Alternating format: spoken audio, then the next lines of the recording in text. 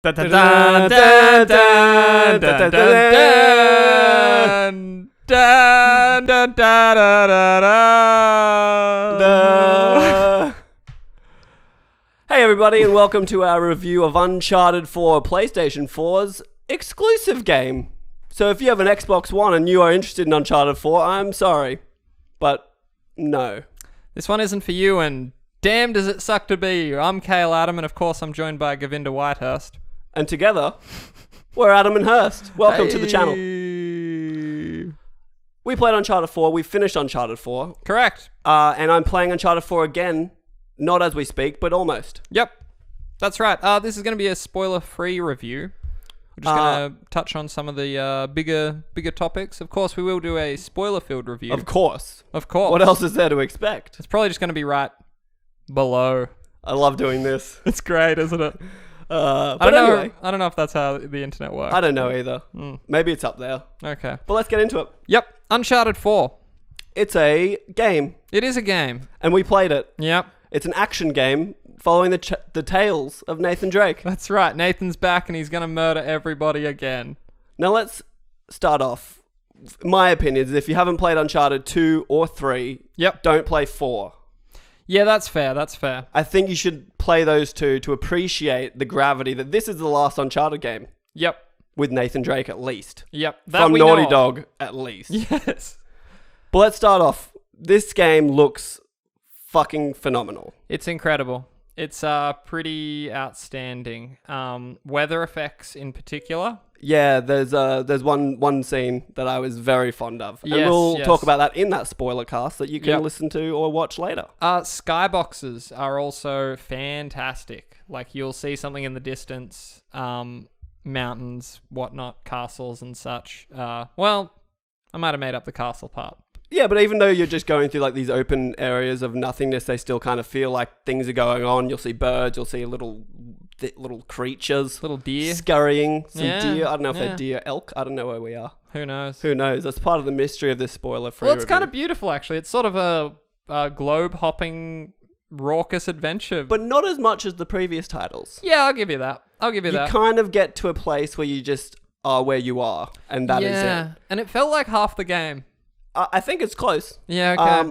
It's not that I was against it, because it's beautiful still. And within that place, you're still going to like different looking areas. Without going into details. We'll talk about it in the spoilers. We will. But also I find that they do the best like transitions from cinematics into gameplay to the point where there was like a couple of times where I didn't move because I wasn't sure if it was done yet. Yep. Which is awesome. It's pretty nice. They look very good. But obviously, for me, Uncharted is all about the story. And this is... and the characters. It's pretty captivating right off the bat. And I gotta say, it's actually really good. And it's probably maybe not the most different story from an Uncharted game in terms of like just your basic story beats. Yeah, and because the previous titles have had a similar flow. And I guess without going into it, this one is... a little bit different. Took me by surprise. Yep. But it was kind of refreshing at the same time. But you know, like the voice actors again knock it out of the park. We've got Troy Baker along for the ride this time. Nolan North, of course, does what he does. You know, it's great. All the gang's back. Well, not all the gang's back. Not all the gang's back. But the good ones. The core cast is back, and it's good to see them again. Sully, not as prominent as you're used to. Or as I would have liked. Sully's there. He's not getting any younger. But you can see his age, and there's many comments on like, I'm getting too old for this shit. And for that matter, so is Nathan. Mm-hmm. Nathan's like a bit older in this game. There's a reason it's his last adventure. That's right. Because in life, you only have so many adventures in you. But the characters, dialogue... graphic fidelity are next to none. Top notch. Sound design's great. Guns sound awesome. Yeah, they really do. They feel like they have a lot more impact than I remember in 2 and 3, I guess. So we should talk some gameplay. Gameplay is where I'd say Uncharted is weakest. Yeah, it's sort of Which seems odd in a game, that the gameplay is weakest, yet the game can be reviewed so highly. And it's not to say it's not fun or satisfying. It's just that when the storytelling and the graphics are on such a level, something like, it can't all be up here. Even if the gameplay is only like here, that other stuff really stands out. Yeah, so it's not to say it's bad. It's on par with other Uncharted games, and they've added a few other elements that aren't like earth-shattering. Yep. But they're notable. They, as you've seen in trailers, you drive a Jeep. You got a rope this time? You've got a rope. Yep. I personally really enjoyed all the Jeep platforming that you do. Yep. Because I thought you'd just get a Jeep, you drive around, but there's actually like, where do I go? And then you kind of discover like, Figure it out. I can actually get there with the Jeep. And it sort of feels like real life four-wheel driving in a weird way. No, it was a pleasant surprise. I'm going to call bullshit on the sliding. Oh, too much. Way too much sliding. Way too much sliding. But sliding down gravel. But it's not even that there's too much. It's that it defies the laws of gravity that I'm aware of. Like, they're sort of working in a new universe. Talking about defying the laws of logic and gravity, climbing feels like you're actually climbing now. Yeah, because they've added the left stick you'll actually reach. It guides the hand as opposed to just like an auto sort of thing. Yeah. And we'll leave the vertical leaps constantly out of it because that's always been in this. But they added this thing now, and I think it's only maybe once or twice in the game, but you're on a wall and you're standing on a very small ledge and there's a little gap to another ledge. And he was like, I'll just jump over there onto that tiny ledge. And I just was like, nah, bullshit on that. You're like, that's too no, crazy. You're not doing that over this like 200-foot drop into rocky waters. And then there's the, on these little ledges, you're like up against the wall and you're like, give me a boost up there. And I was like, are you kidding me? Yeah, you want me to die? Like, what's that about? I think for me, like that stuff, it's just getting a bit stale. 4, 5 if you counted the Vita version games in.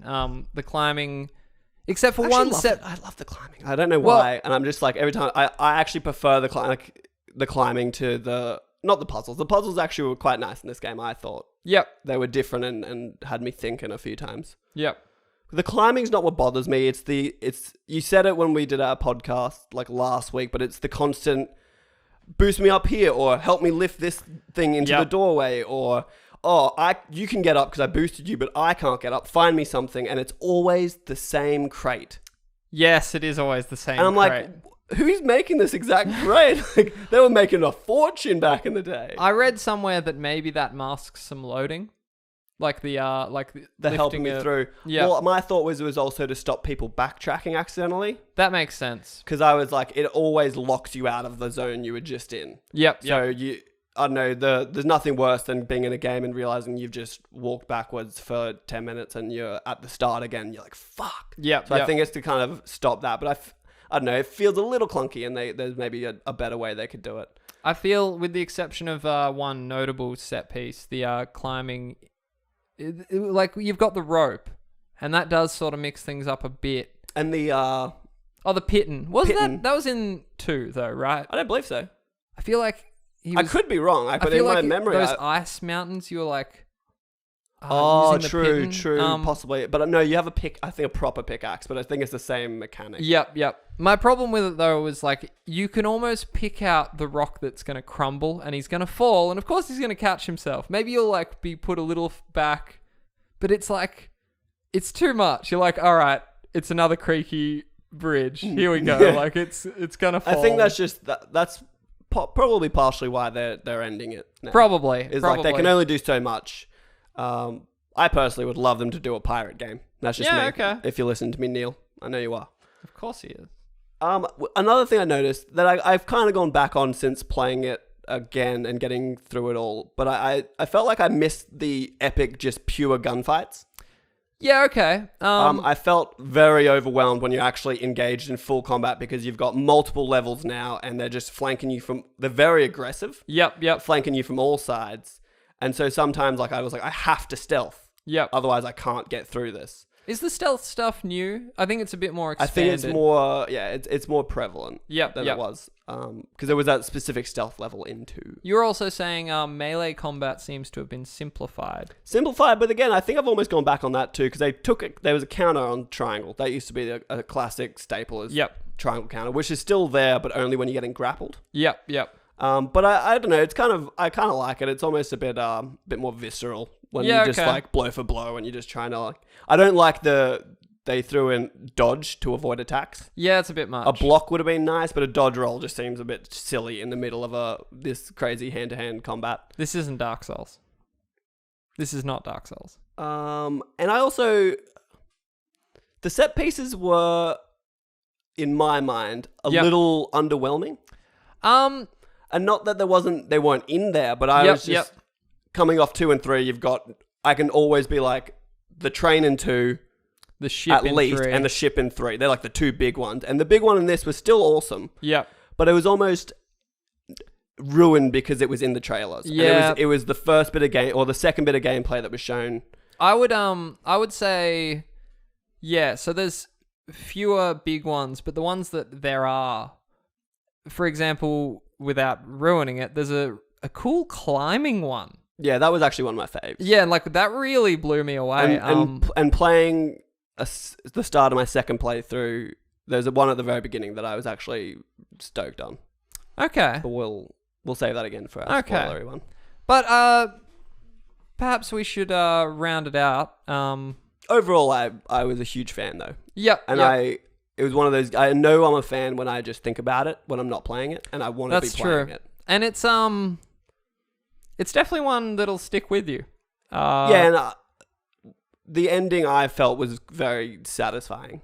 I think so too. If not a little Clean. bit, yeah, a bit easy. But it is meant to be a light-hearted action adventure, like Indiana Jones. You know, everyone. He's gonna be all right at the end of it. Yeah. It's kind of but at the same time, like it kind of leaves you with a little bit to chew on. Like, is this really over? Like, are we? Yeah, I don't know. I kind of hope not. It was bittersweet. I finished it, but I was also sad because it was done and that was it. I was saying to you, like about halfway through the game, I just kind of thought, wow, this is gonna end, and that's it. Like there's just, like, and the characters in game sort of remind you of that. Maybe we should touch on the themes a little bit before we go as well, just because like I wasn't expecting this game is sort of about greed. And how Nathan... Obsession? Yeah, and like Nathan is sort of a selfish guy. And he has been this whole time. And kind of like puts this like thrill of adventure, which like... It's sort of almost meta. Like you play these Uncharted games and like you love that adventure. But at the end of the day, like it's not... Like you're saying with the set pieces, like it's not all that you would imagined it to be. And they sort of like... have that realization, and it's also like, what's the addiction worth? Yeah, what's like the obsession worth? Is it worth losing family for, or like it's a great game. It's a very solid game, and we would highly recommend it. Yeah. I didn't want to mention multiplayer. We'll do a little quick aside because we should. It's fun when it works.